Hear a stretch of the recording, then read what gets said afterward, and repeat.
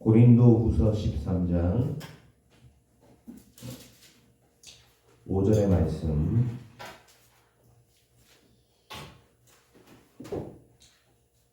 신약성경 제 성경책으로는 신약성경 300페이지에 있습니다. 고린도후서 13장 5절의 말씀.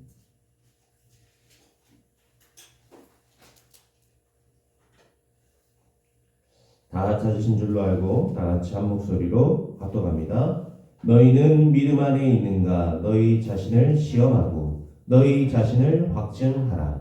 예수 그리스도께서 너희 안에 계신 줄을 너희가 스스로 알지 못하느냐? 그렇지 않으면 너희는 버림받은 자니라. 아멘. 우리가 문제를 만나봐야 우리의 믿음의 색깔, 우리의 믿음의 규모, 또 우리가 얼마만큼 믿음을 갖고 있는가 알 수 있죠. 그러나 꼭 우리가 이 문제를 만나야 우리의 믿음을 알 수 있냐? 그렇지는 않습니다. 우리가 처음부터 말씀을 붙잡고 기도 속에 있다면 우리 속의 믿음은 더 확실해지고 하나님께서 우리의 믿음을 더욱 강건하게 하실 줄 믿습니다. 자, 그런데 왜 우리가 문제를 와야 될까요? 꼭 우리가 문제를 만나야 우리의 상태가 꼭 드러나고 이러야 됩니까? 이 문제는 때로는 하나님의 방법이 되기도 합니다. 문제가 사단이 주는 것도 있지만요, 이 문제가 때로는 우리의 방법이 되기도 해요. 하나님이 우리를 바꾸시는 변화의 방법이 되기도 하고요, 우리의 믿음을 키우고 우리의 믿음의 그릇을 키우는 하나님의 방법이 되기도 합니다. 문제는 우리의 믿음의 눈을 갖게 되어줍니다. 때로는 여러분 우리가 믿음을 갖고 뭘 바라볼 그게 없습니다. 그런데 문제가 오므로써 어떻죠? 믿음을 가지고 그 문제를 바라보게 되는 것이죠. 여러분 홍해가 없다면 어떻습니까? 이스라엘의 그 눈을 바꿀 수 없는 겁니다. 홍해라는 어마어마한 큰 문제는 사실 문제처럼 보이지만 아닙니다. 그 이스라엘 백성들의 눈을 바꾸는 하나님의 방법입니다. 늘 노예로 살았잖아요. 그런데 하나님이 이 노예 가운데서 영원히 끝냈다라는 것을 보여주는 하나님의 방법이 바로 홍해였습니다. 구름 기둥과 불 기둥으로 인도하십니다. 그러면서 뭘 보죠? 아, 하나님께서 우리를 인도하시는구나. 믿음의 눈이 열리는 거예요. 만나와 메추라기로 먹이십니다. 그 곡식 하나 없고 고기 하나 먹을 수 없는 그 현장에서 하나님이 그렇게 주신다는 건 뭐예요? 아, 하나님이 우리를 먹이고 입히시고 우리를 살피시는구나. 여러분 문제는 뭡니까? 우리의 눈을 바꿀 기회입니다. 문제 때문에 불신자는 망하지만 문제로 인해서 하나님의 백성은 어떻죠? 더 성장하고 더 커지는 것입니다. 혹시 여러분 문제가 와 있습니까? 믿음의 눈이 열리는 축복된 시간 되시기를 축원드립니다. 혹시 문제가 와 있습니까? 여러분의 믿음의 그릇을 넓게 키우는 기회 되시기 바랍니다. 여러분은 반드시 응답받을 것이고 우리는 세계복음할 겁니다. 우리는 세계복음할 교회입니다. 여러분은 세계복음할 중직자고 세계복음할 렘넌트입니다. 그런데 왜 우리에게 문제가 왔냐고 말해요. 우리의 그릇을 넓게 열라는 거예요. 우리의 믿음을 넓게 가지라는 거예요. 그래서 지금 어떠한 현장에서도 어떠한 문제 앞에서도 우리가 무너지지 않고 넘어지지 않을 만큼 믿음을 키우라는 것입니다. 여러분 문제는 믿음으로 이겨집니다. 문제는 어떻습니까? 또한 우리를 훈련시킵니다. 우리가 성경의 사람들 얘기할 때 요셉을 우리가 예로 많이 들잖아요. 이 요셉이 어떤 사람이었습니까? 노예로 끌려갔습니다. 그것도 10대 때. 여러분 우리 뭐 지금 유튜브이지만 천만한 때 노예로 끌려가는 거예요. 여러분 말이 노예지 노예로 끌려가고 살아간다는 게 쉽겠습니까? 자기의 삶이 없어져 버립니다. 자기 이름도 없어진 겁니다. 그렇죠? 이름도 없고 삶도 없습니다. 그런 노예의 인생을 살아가야 되는 거예요. 차라리 죽는 게 낫지 노예로 가는 게 그게 얼마나 고통입니까? 그런 노예로 끌려갔지만 여러분 이 속에서 뭐 했다는 것이죠? 이 요셉은 하나님과 동행했다. 하나님과 동행하는 믿음을 선택한 겁니다. 여러분, 우리가 문제 왔을 때 기도하는 거 그게 별거 아닌 것 같죠? 여러분이 문제 만났을 때 하나님께 언약 붙잡고 기도하고 이것이요 하나님과 동행하는 놀라운 축복이에요. 불신자들은 모르는 방법입니다. 그래서 여러분은 정말로 하나님의 놀라운 축복을 받았다는 사실을 아셔야 돼요. 여러분, 문제는 우리를 훈련시킵니다. 요셉이 얼마만큼 훈련받았습니까? 그 문제 속에서 하나님과 동행하며 기도한 겁니다. 그러다 보니까 기회가 왔어요. 근데 이게 어떤 기회였죠? 육신적인 기회였습니다. 이 기회가 올바른 기회였습니까? 이 틀리게 온 거예요. 요셉이 기도하는 사람입니다. 어떻죠? 틀린 선택을 벌인 거예요. 틀린 선택을 하지 않은 겁니다. 결국 그 선택으로 인해서 어떻게 됩니까? 누명 쓰고 감옥 가잖아요. 거의 10년이라는 시간. 또 어디 지냅니까? 감옥에 갇혀 지냅니다. 아니, 하나님과 동행했던 사람이 어떻게 이렇게 누명 쓰고 감옥 갑니까? 우리가 육신적으로 보면요, 거기서 뭐 끝나는 겁니다. 그렇죠? 그러나 이 요셉은 그 감옥 시간 동안 하나님의 어마어마한 훈련을 받았다는 사실. 여러분, 그 눈이 여러분에게 열려야 됩니다. 지금 우리가 당장 코앞에 닥치는 문제. 아니, 무슨 복음 누린다는 교회가, 복음 누린다는 목사가, 복음 누린다는 이 중직자, 성도가 왜 이런 문제 만나냐? 그건 모르는 얘기예요. 여러분, 그렇게 여러분에게 이게 질문하는 사람이 있을 수도 있어요. 그는 거의 불신자라고 생각하세요. 무슨 복음 누리는 사람이 저러냐? 불신자입니다. 아셨죠? 하나님의 계획을 아는 사람은 문제를 그렇게 보지 않습니다. 지금 우리 앞에 처해진 그 문제는 축복이요 발판이 될 것입니다. 저는요, 어제 내려오는 길에 세빈이 말에 깜짝 놀랐어요. 세빈이가 뭐라는 줄 아세요? 하나님이 나를 얼마나 크게 쓰시려고 이런 문제를 주는지 잘 모르겠어요. 이거 일어나는 거죠. 내가 깜짝 놀랄 때니까 나는 얘 아무 생각 없이 산 줄 알았어요. 내 딸이다 보니까. 하는 말이요. 나를 이 정도로 힘들게 했으면 하나님이 뭐 세계를 바꿀 만큼 응답 주셔야 되는 거 아니야? 이러더라고요.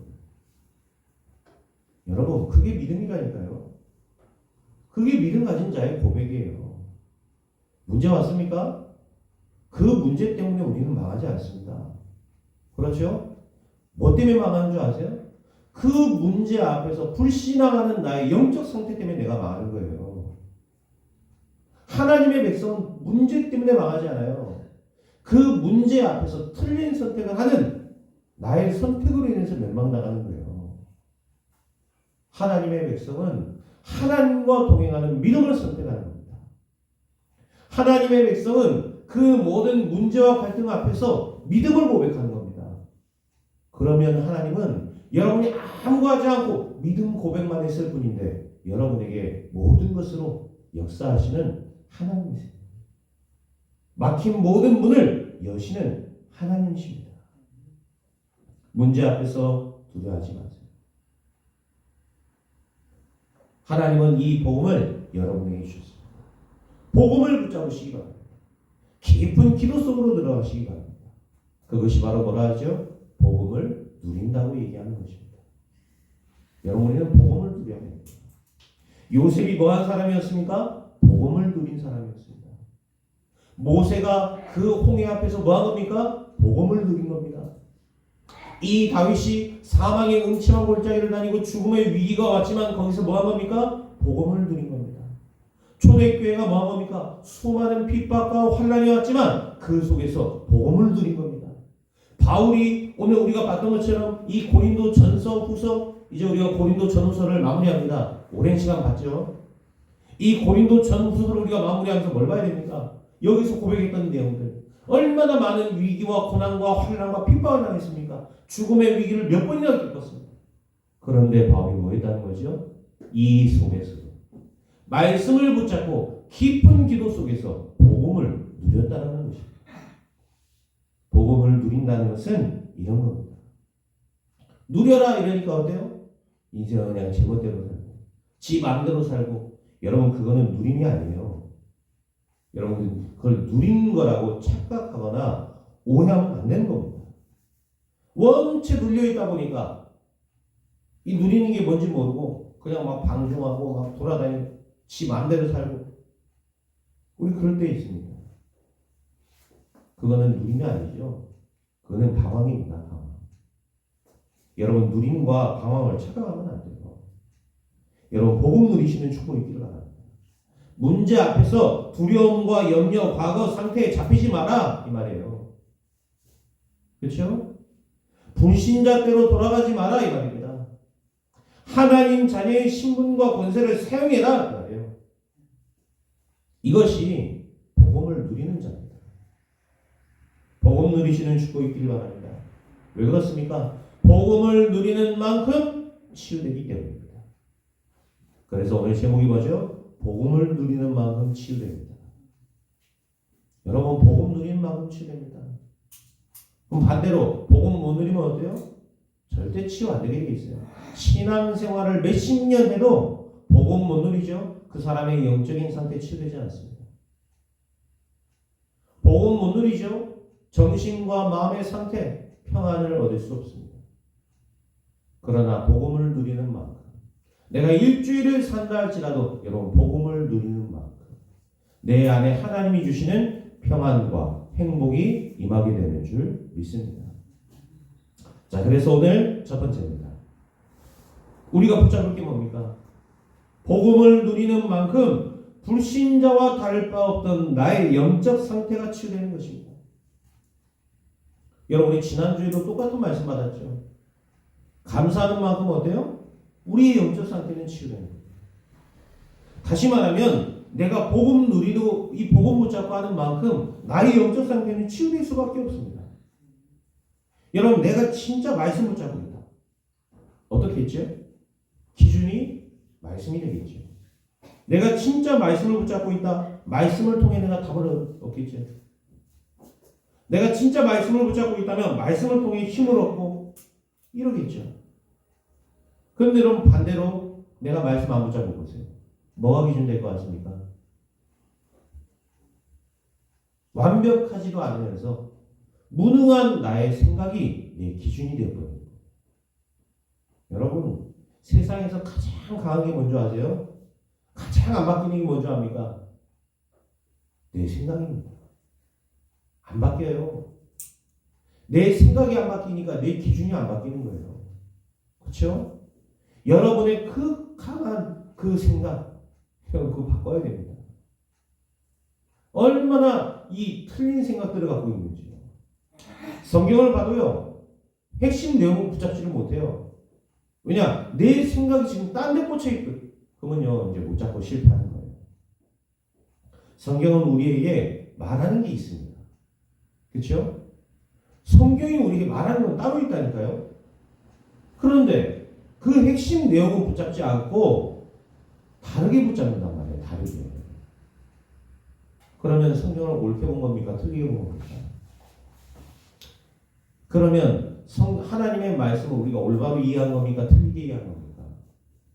그러면 틀리게 이해하면 어떻게 되겠습니까? 그 사람의 인생은 틀린 삶을 살다가는 거예요. 신앙생활하고 교회를 몇십 년 다니고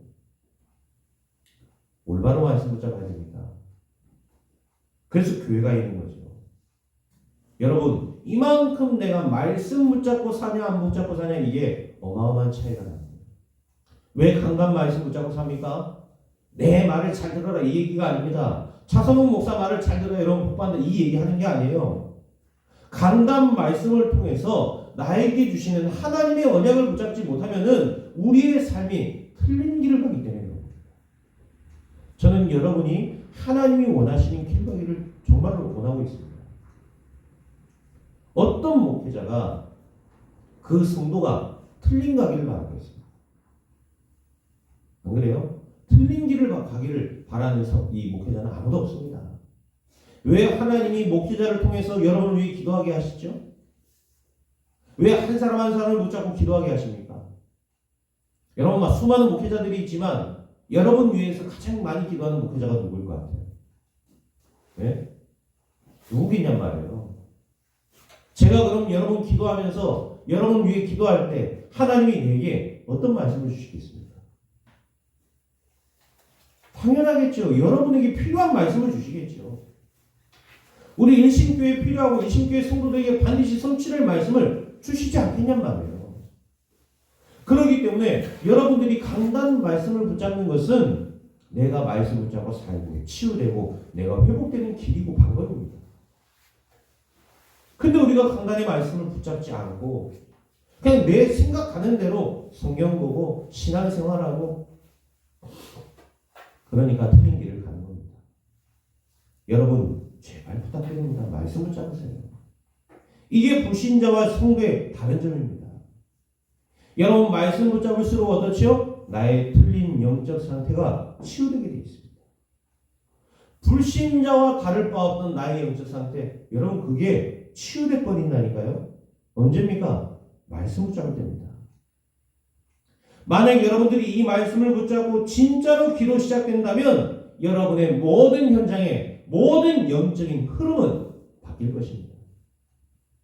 기도하는 여러분들을 통하여서. 왜 그렇죠? 기도할 때 눈에 보이지 않지만 시공간을 초월하는 놀라운 역사가 일어나기 때문에 그렇습니다. 히스기야가 기도합니다. 어떤 역사가 일어났습니까? 아수르군 18만 5천이 산송장이 됐습니다. 무슨 말이죠? 전쟁의 승리의 주역이 바뀌었다는 거예요. 하루아침에. 절대 불가능의 현장 속에서도 어떤 역사가 일어납니까?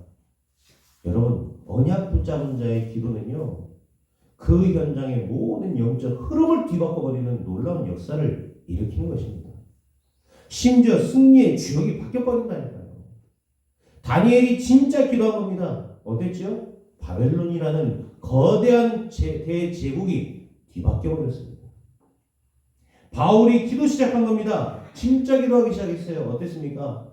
로마의 그토록 강력했던 흑암의 문화, 우상의 문화, 귀신의 문화, 이 흐름이 뒤바뀌어버린 것입니다. 사도행전 19장 어땠죠?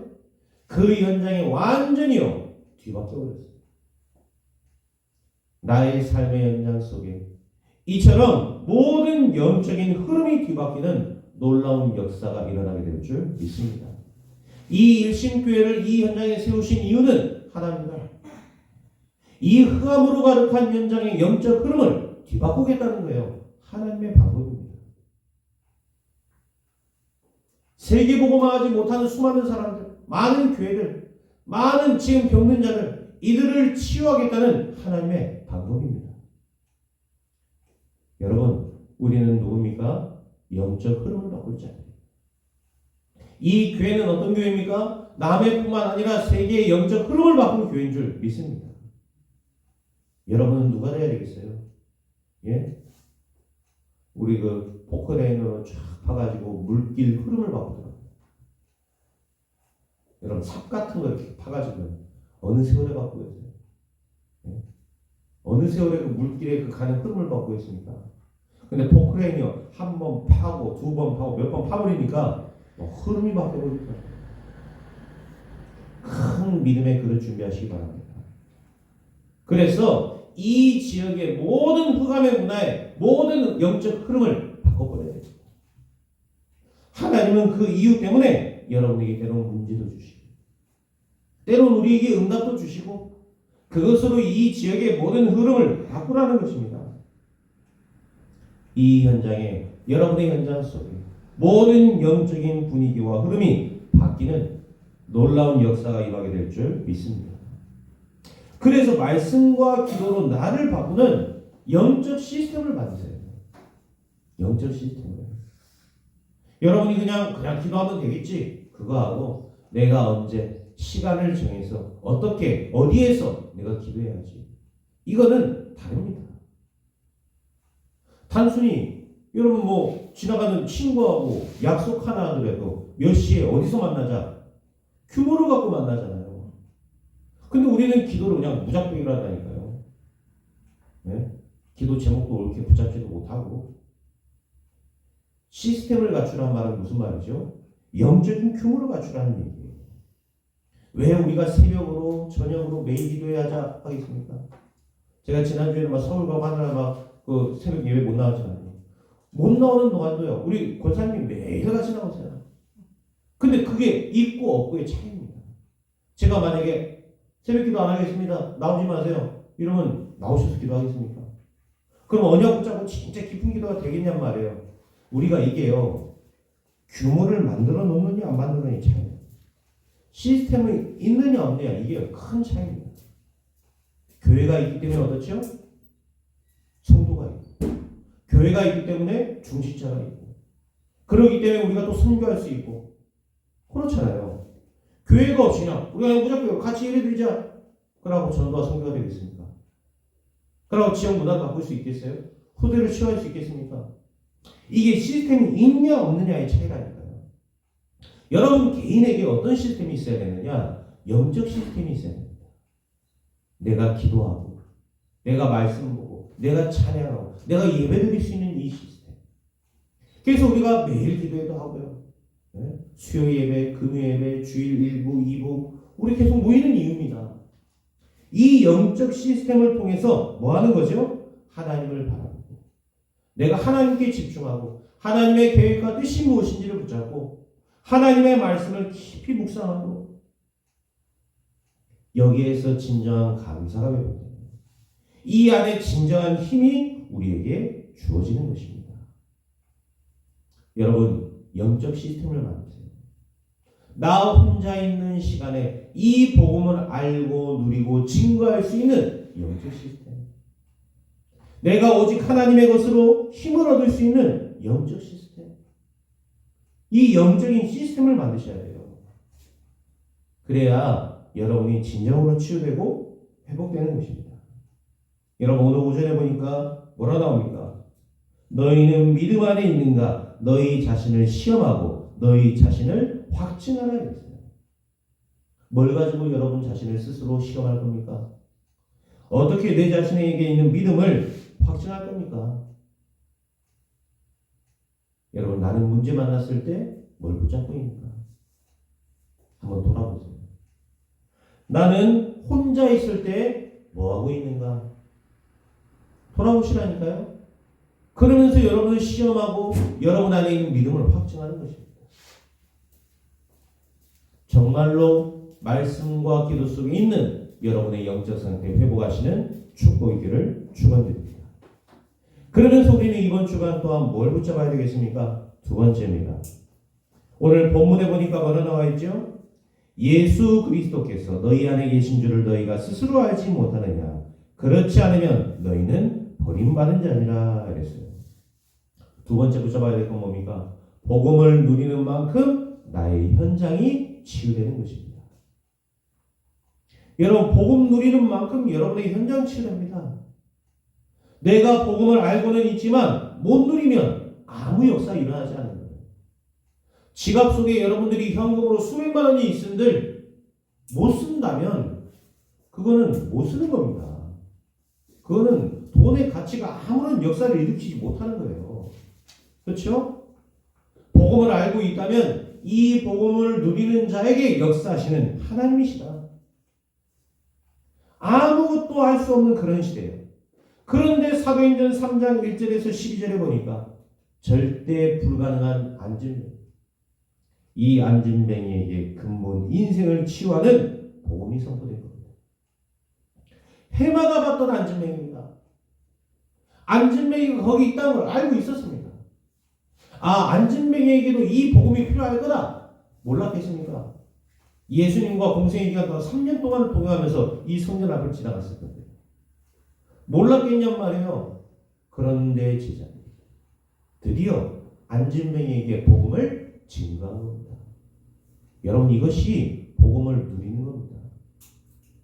여러분 누리면 어떻죠? 증거하게 됩니다. 내가 복음 누리는 만큼 전도와 선교의 문은 우리에게 열리는 것입니다. 저 사마리아는 가면 안 되는 병든 현장입니다. 그 병든 현장 속에 빌립이라는 한 중직자가 사도행전 8장 4절에서 8절에 보니까 복음을 선포합니다. 어떤 역사가 일어났습니까? 기뻐 뛰며 놀라운 치유의 역사가 일어납니다. 그 사마리아라는 현장을 하나님이 치유하신 거죠. 사도행전 10장 1절에서 45절에 보니까 갈급한 엘리트 고넬료가 찾아옵니다. 그토록 바뀌지 않는 고넬료의 마음과 생각을 하나님이 치유하시는 겁니다.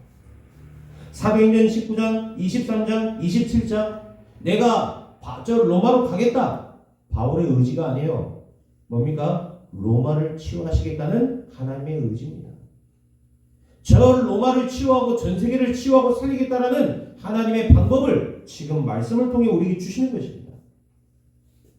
여러분, 복음 누리는 만큼 그 현장이 크든 작든 하나님은 나의 현장을 치유하실 것입니다. 치유하시는 하나님을 체험하시기 바랍니다. 여러분의 가정, 내가 복음 붙잡고 복음으로 행복한 만큼 치유됩니다. 나의 교회, 나의 직장, 나의 산업, 복음 누리는 만큼 치유되게 돼 있어요. 여러분, 막말로요, 교회 안에 복음 못 누리는 1000명 앉아있는 것보다요, 복음 누리는 한 사람이 귀합니다. 아니, 복음 못 누리는 1000명이 앉아있으면 뭐 할 거예요? 그 교회는 언젠가 문 닫을 교회입니다. 복음 때문에 행복하지 못하다니까요. 그러나 복음 누리는 10사람 앉아있으면 그 교회가 천국이 되는 겁니다. 복음 누리는 그 교회가 전도하고 선교하는 겁니다. 제가 있어봤잖아요. 저희 있던 교회들 제가 많이 안 다녀봤습니까? 어떤 교회라고 얘기는 안 하고요. 복음 못 누리면 어떤 줄 압니까? 전도 선교 절대 못합니다. 진짜요. 목사님이 선교 하나 나가는데도요, 얼마나 많은 태클 거는지 압니까? 교회가요. 교회가 목사님이 이 비행기 타고 선교하러 간다.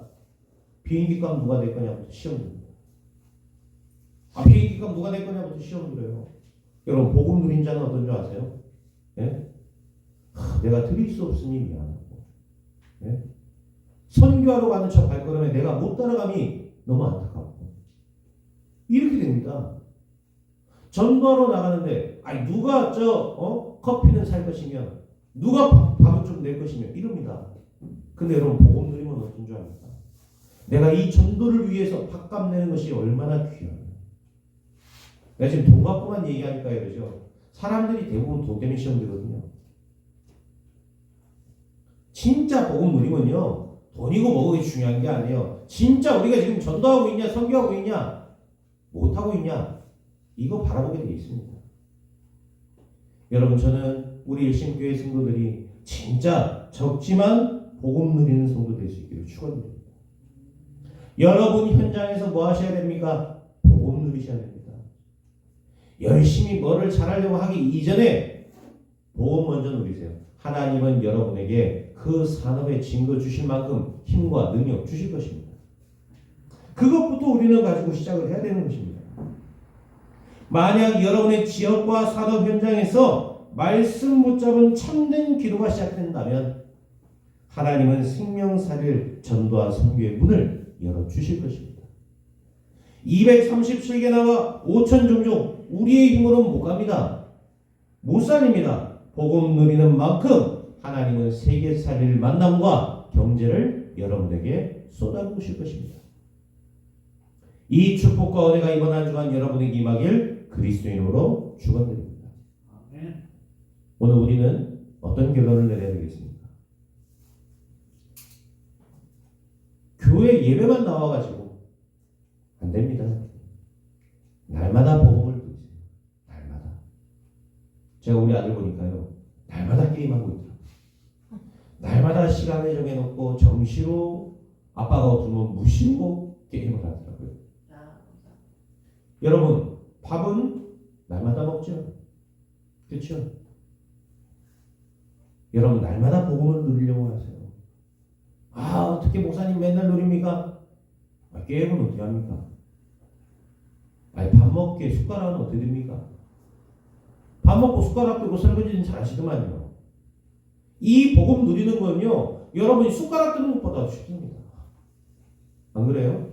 우리 학생들이 게임하는 것보다도 쉽다니까요. 복음을 누리는 것은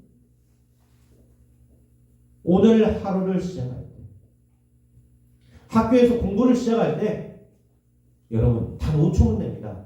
말씀의 제목만 기억하세요. 말씀의 제목만.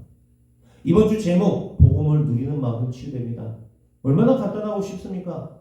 이거요. 여러분 잠깐만 단 10초만이라도 묵상해 보세요. 이러고 하루를 시작해 보세요. 말씀으로 하루를 시작해 보세요.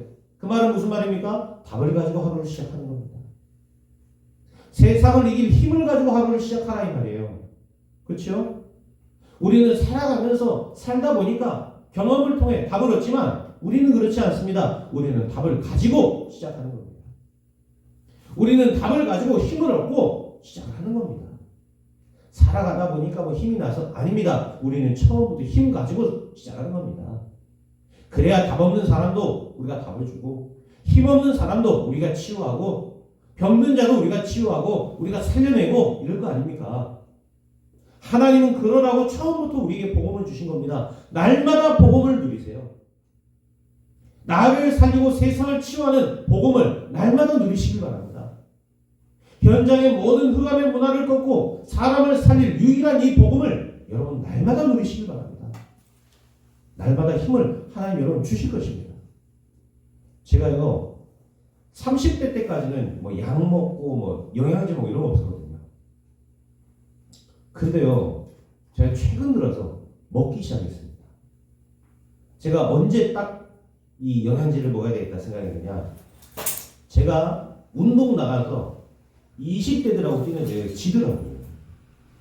제가 진 겁니다. 그럼 여러분들 생각할 때 아니 20대가 아니 40대가 20대한테 지는 건 당연한 거 아니냐 라고 여길 수 있겠죠. 근데 저는요 자존심 상했어요. 왜냐, 저는 제 체력, 제 건강 저는 믿었거든요. 근데 세월이 가고 나이가 들면 젊음이라는 건 이길 수 없구나를 내가 다 느끼더라고요. 이때부터요 그럼 이들을 이기려면 내가 영양제를 먹어야 되겠구나 이런 마음이 든 거예요. 그래서 그때부터 이제 먹기 시작한 거예요. 근데요 저는 이게 사실 지속을 못하거든요. 누가 뭐 좋은 거 줘도 뭐 잘 먹지를 못한단 말이에요. 근데 저는 요거를요 매일 먹습니다. 요즘 이걸 먹는데 뭐 내가 그럼 뭐 막 힘드냐? 안 힘들어요. 내가 이걸 먹는데 귀찮냐? 안 귀찮습니다. 내가 왜 계속 먹는 줄 아세요? 먹고 난 다음 날이 다르다는 걸 내가 느끼게 돼요. 먹고 난 다음 날을 내가 느낍니다. 그러니까 어떠냐? 계속 먹게 되는 거예요. 여러분, 복음을 우리가 늘 먹고 복음을 매일 누리고 어떻죠? 다릅니다. 삶이 달라져 버려요. 목사님 어떻게 맨날 복음을 누립니까? 여러분 누려보세요. 여러분 삶 속에 복음을 누리는 만큼 하나님이 역사하시는 그 역사가 다른데 우리가 어떻게 안 하겠습니까? 안 하는 건 뭐죠? 내가 지금 못 누리고 있다는 거예요. 하고 계신 분은 어떻죠? 나는 지금 매일 이 응답을 누리고 있다는 얘기입니다. 나의 삶을 바꾸고 치유하는 복음을 깊이 누리시기 바랍니다. 그러면서 두 번째로 여러분 어떤 결론 내려야 됩니까? 모든 것을 기도로 해결하세요. 모든 것을. 여러분의 방법, 살아가는 모든 삶, 기도 속에서 나오셔야 됩니다. 복음 속에서 나오셔야 돼요. 깊은 묵상을 통해서 하나님께 집중해 보세요. 그 안에서 나에게 주시는 하나님의 힘과 능력과 말씀이 따로 있습니다. 이것을 여러분들이 누리시기 바랍니다. 우리가 막 육신적인 방법 다 좋을 것 같죠? 내가 막 어떻게 막 살고 내 이 분을 막 풀어야지 내가 이 시원할 것 같죠? 그러면 여러분 시원할 것 같습니까? 절대 그래야 되지 않습니다. 나에게 조금 힘들게 한 사람 내가 막 복수하고 내가 이거 막 악을 막 갚아버리면 내가 좋을 것 같죠? 천만의 말씀. 절대 좋지 않습니다. 그런데요, 하나님이 여러분에게 역사하시죠? 그러면 내가 풀어야 되는 그 속보다 하나님은요 더 시원하게 풀어주십니다. 더 완벽하게 풀어주십니다. 하나님이 일하셔야 됩니다. 여러분의 모든 방법이 기도 속에서 시작되기를 축원드립니다. 끝으로 여러분 어떻게 해야 되겠습니까? 전도와 선교에 방향 맞추시기 시작하시기 바랍니다. 전도와 선교는 해도 되고 안 해도 되고 그런 게 아닙니다. 전도와 선교는 우리의 삶의 이유입니다. 전도와 선교는 이 교회가 존재해야 되는 이유입니다. 전도와 선교는 우리가 중직자로 부름을 받고 전도자로 부름을 받고 성도로 부름을 받은 이유입니다. 뭐에 방향 맞추며 살아야 되겠습니까? 한 끼 밥 먹기 위해 내가 살아간다면 그는 굉장히 비참한 인생입니다. 내가 한평생을 살기 위해 태어났는데 먹고 사는데 급급해서 살아간다. 그러면요, 그 사람의 인생은 비참한 겁니다. 우리의 인생이 정말로 생명을 치유하고 살리는 전도와 선교에 지금 방향 맞추고 있냐? 돌아보시기 바랍니다. 아시겠죠? 그리고 여기에 방향 맞추세요. 방향 맞추는 그 순간부터 하나님은 여러분에게 역사하실 것입니다. 다니엘아, 네가 뜻을 정한 그날 이후로 이처럼 여러분이 뜻을 정하고 말씀 붙잡고 기도하며 전도와 선교에 방향 맞춘다면 하나님의 뜻은 오늘 여러분에게 시작될 줄 믿습니다. 복음을 누리는 만큼 치유됩니다. 이번 한 주간 치유되고 치유하는 시스템을 세우는 우리 모든 일신교회 성도 되시기를 그리스도 예수 이름으로 축원드립니다. 기도하겠습니다. 주님 감사합니다. 복음 누리는 자로 우리를 불러주신 것 감사를 드립니다.